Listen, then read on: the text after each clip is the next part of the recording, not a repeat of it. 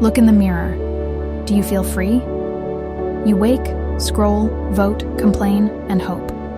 You act as though your voice matters, but behind that voice lies a quiet, creeping doubt. Does anything really change? You feel a weight pressing on your choices, an invisible hand shaping what feels like freedom. You tell yourself, I'm just one person, or I'll be heard somehow. But secretly, maybe you've already surrendered more than you think. You are not alone in this unease. Deep down, we all sense this paradox. We live in democracies, yet our day-to-day is governed by machines we barely see. Institutions, elites, systems. The show is free, but the stage is rigged. Today, I want to show you how modern democracy hides a polite dictatorship, and why Plato, Machiavelli, Nietzsche, and even voices like Bonhoeffer saw it coming. Not as an abstract warning, but as a psychological mirror to your everyday life. Part 1. The illusion of choice. When you walk into a polling booth or scroll through policy debates, it feels like a crossroads. Choose left, right, or abstain.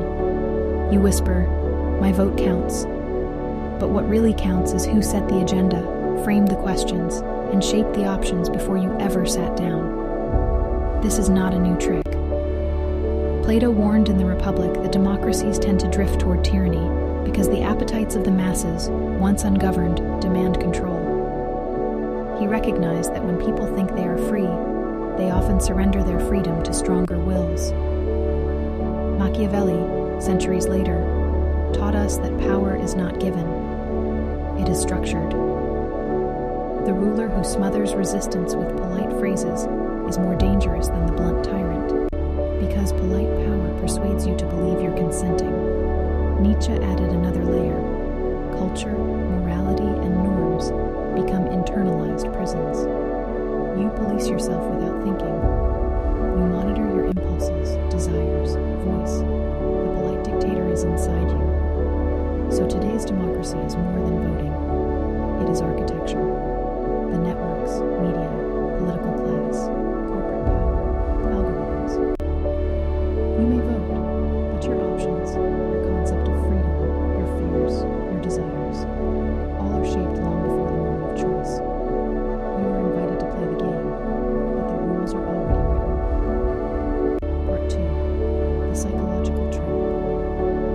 Every day, unconscious patterns shape your consent.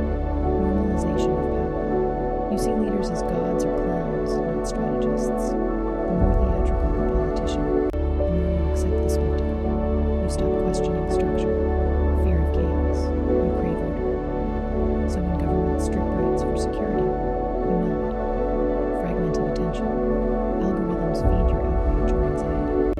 You become reactive, not reflective. The projection of virtue.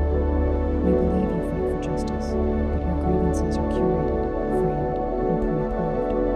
You fight on approved terms. You feel powerless sometimes. You say, I'm just one. But that sense of powerlessness is the dictator's greatest weapon. It keeps you passive. Here's an analogy. Imagine a sheep convinced it leads the flock, voting on which pasture next. But the fences, the shepherd, the timeline, and the gatekeepers choose for it. The sheep believes it's running free. It's comfortable, safe, never questions the boundary. You are that sheep in many ways. You may resist sometimes, but always inside the fence. Part 3. Historical echoes and twists. Both Roman drama and its root. Athens is often hailed as the birthplace of democracy. But even in Athens, who could speak in the assembly? Who decided the agenda? Who had access to power?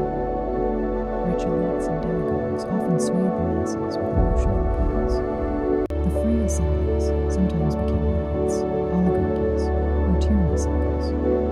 Plato witnessed these cycles. He despised the tyrannical man, the one brought up in democracy, who, when frustrated, seizes absolute power. Democracy contains the seed of its own demise. The Enlightenment promise and its betrayal. Fast forward, the Enlightenment gives us rights, constitutions, separation of powers. The promise,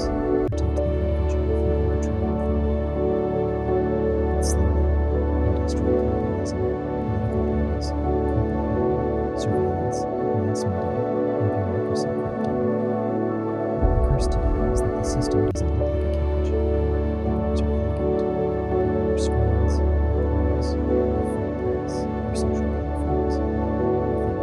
We choose to use them. But to refuse them is to become a ghost. That's the polite dimension.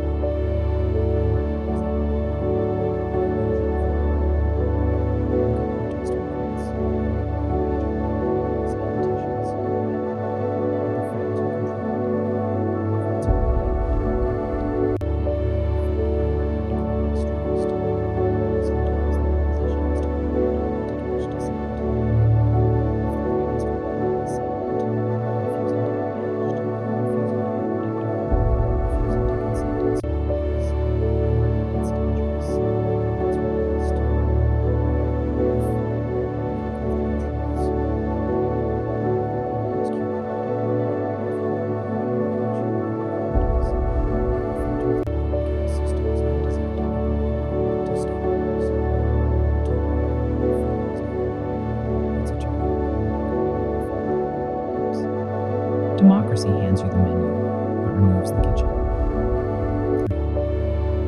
3. You may despise the system, but if you ever wield influence, temptation to replicate its structures is real.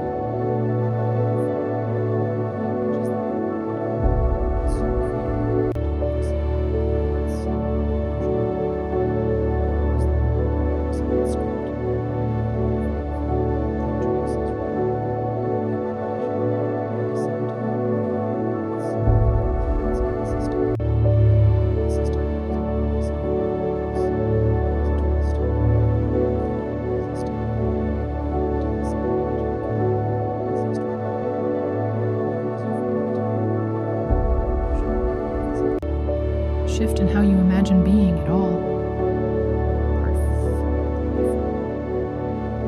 Quiet rebellion. If modern democracy is a polite dictatorship you live inside, disagree with your own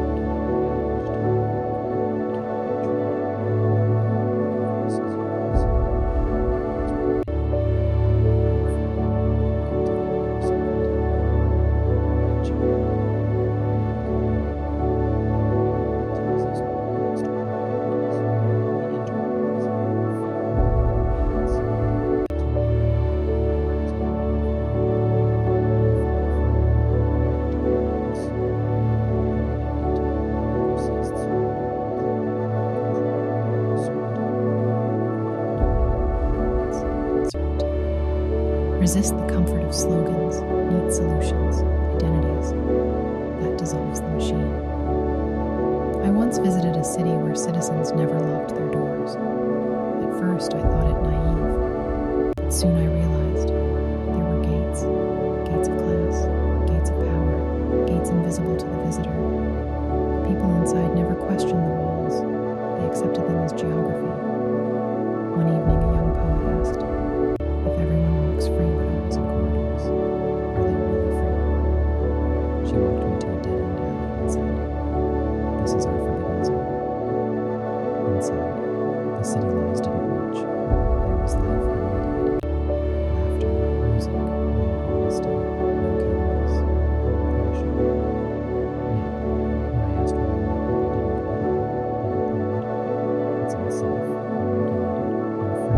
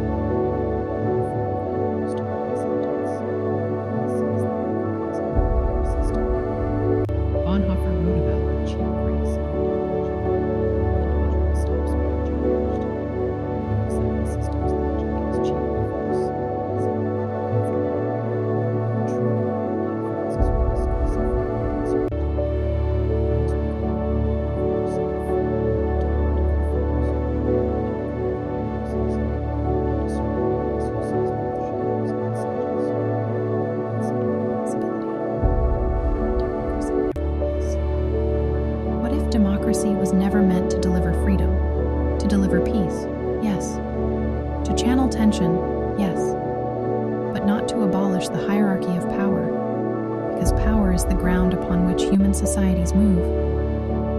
Perhaps democracy is the form through which modern power hides. A mask, a polite tyranny dressed in consent, legitimacy, polling, spectacle. You are not the sovereign. You are the polling unit, the consumer, the voter, the reviewer.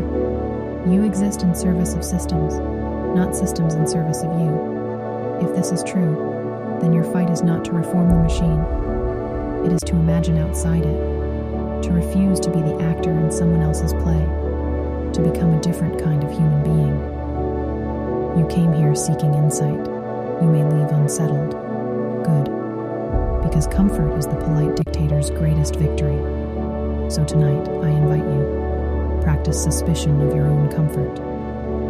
Listen to the voice you silence inside.